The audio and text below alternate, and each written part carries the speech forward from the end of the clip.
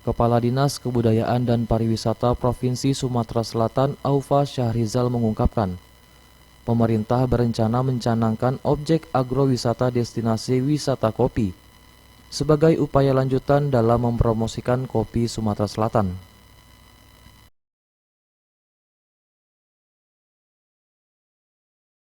Objek wisata ini akan memberikan kesempatan bagi para wisatawan belajar mengenai kopi.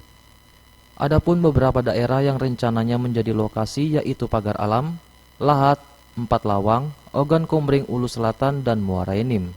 Daerah penghasil kopi itu daerah kebun kopinya akan kita jadikan agrowisata. Jadi kebun kopi akan jadi tempat destinasi wisata agro. Demikian. Bagaimana kopi putih merah, bagaimana pohon kopi yang sebenarnya, kemudian bagaimana roastingnya. Jadi semua akan dilajar. Jadi wisatawan tidak hanya melihat kopi, tapi mereka belajar bagaimana memproduksi kopi.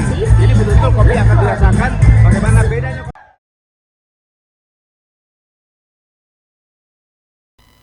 Tim Liputan, Sriwijaya TV.